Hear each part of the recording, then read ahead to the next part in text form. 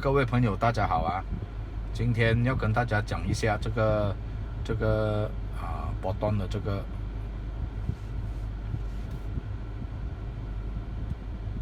GKUI system， 它有一个新 update。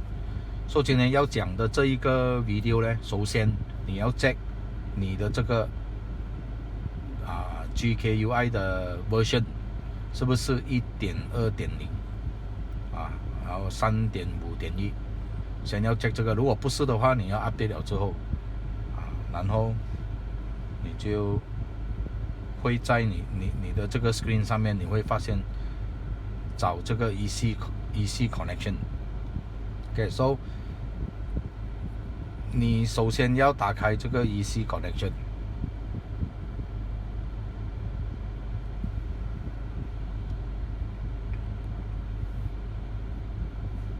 打开之后，然后你的 handphone 记得你的这个 USB 的这个 wire 要 connect 这个里面的这个 USB， 它才能够。如果其他的 USB 它是 connect 不到这个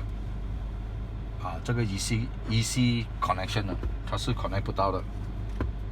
然后你在你自己的 handphone 也要 download EC connection。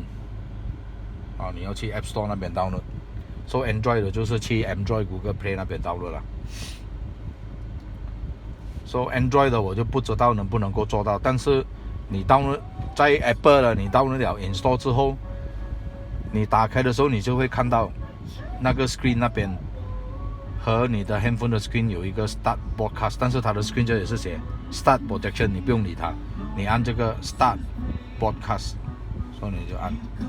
然后就写3、2、1。当这个走了的时候，你会看到你在做什么，你 handphone 的 screen 就会显示在上面。你不可以关掉这个 software。所以你现在在做什么东西，你的 screen 上面都会看到。你可以开 Waze， 那 Waze 就会显示在那 screen 上面。你可以打开 Waze。那其实你看到现在它的 screen 这样，那不是更小那个 map， 所以你只要漏电你的电话，它就会跟着漏电。看它的 screen 是一样大的。还可以做什么呢？我们来试一下，因为我也是刚刚用，我们试一下看这个 YouTube 能不能够用。都让我开 YouTube，YouTube 也是同样啦。这是我的钱呢，这也是一样，你开了，然后它就会走，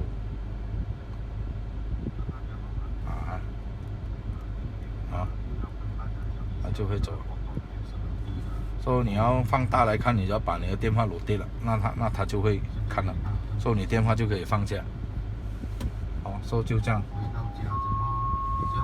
今天要跟大家分享的就是怎么样用这个新的这个方向。的时候不要马上下车，开一下高灯。我觉得对这个 Apple 的用户是一个好消息对我来讲，因为我是 Apple 用户了。谢谢大家了，今天就分享到这边，希望对大家有帮助。谢谢大家。